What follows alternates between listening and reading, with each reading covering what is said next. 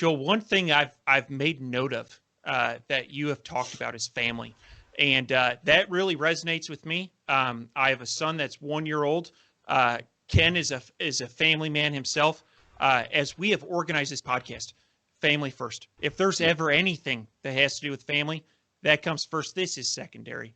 And I'm thinking back to about a year ago. I was in Las Vegas at SellerCon. It was probably 2 years ago now. And somebody had a mug that said, I'm self-employed. That means I get to pick which 80 hours per week I work. And you see that often in the entrepreneurial world where people wear that as a badge of honor. And I am, family is my number one priority.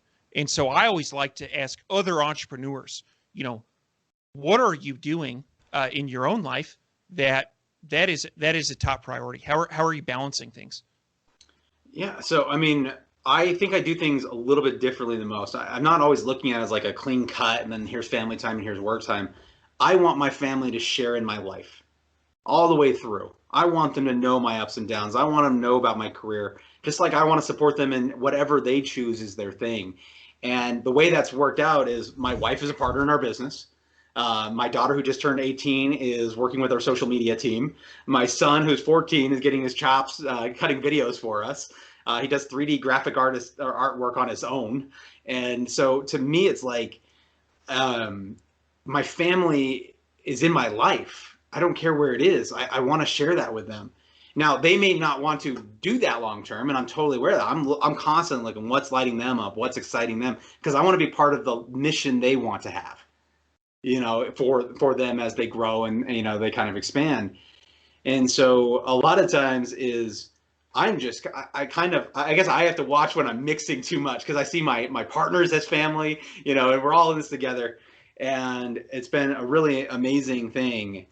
And so the first thing is share. I share everything. I share the victories. I share what I'm worried about. They're not like I'm not alone in the room and they're like, why is he so grumpy today? They know why. They know exactly what happened. I'm like, I can't believe this happened. I messed this thing up or whatever it is, but they also know where I'm going. They know what it means. And I remember one of my earliest conversations with my daughter, and I think this will actually bring out the advice that actually is a takeaway that most entrepreneurs can use. My daughter would come into the room and she wanted to show me something. And she wanted to show me something like every 3 minutes. And I was having a horrible time. I was about to lose this contract that was super important. It was like, at that time, like half our revenue. It was a big contract for where we were. And she keeps popping in. I'm trying to answer the phone. And I just finally, you have to go. And I'm trying, like in the middle of the thing is ringing. And I could just see her heart break. And mine did too. Like, I'll just take a second there. And my heart broke because I was like, that's not what I want. And I'm sitting here and the person starts talking because the phone came through and I can't say anything. And I just kind of get up and the person's still talking to me and I just slowly, I kind of close the door and I just take a second and the person's still talking, hello, and so I finally regained myself and had that conversation, or had that phone call. And I went and found my daughter immediately. And I said, hey, I got to explain something because I think you think I do this in conflict with you or against you or that I don't want to spend time or see what I want to see it more than anything in the world. But when I'm there, I want to see it. I don't want to be halfway in. So here's what I'm doing. What I do in my work is I want to build a future for you. I want to build a future for all of us where a lot of the opportunities I didn't get growing up or the life that I could live, I didn't get. And I'm going to make sure that's never the issue for us. But what I'm going to do is I'll let you know. I'll put something on the door when I'm in, that's work time. But as soon as that comes down, I'm coming to you. And everything changed. She'd leave little stick-it notes on the door and then sneak off so she wouldn't bother me. And ever since then, it's just been, I share if we have a new logo design or a new brand or a new client that I'm excited about. I brag about some of the exciting people I get to talk to on a regular basis. And she's just part of it now. And so I think communicate what it really means. They don't understand just because you have all these rules inside your head, like I'm the provider and I got to make this happen for my family and each one of these deals matters. And They don't know that. That was your life.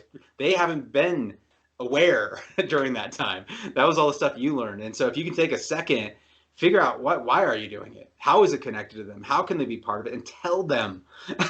and sometimes it's a selfish thing. Sometimes like I just need this because I feel like I'm a badass when I do it. Like that's an ego thing. And you're gonna get those too when you have kids. You're gonna have moments for you.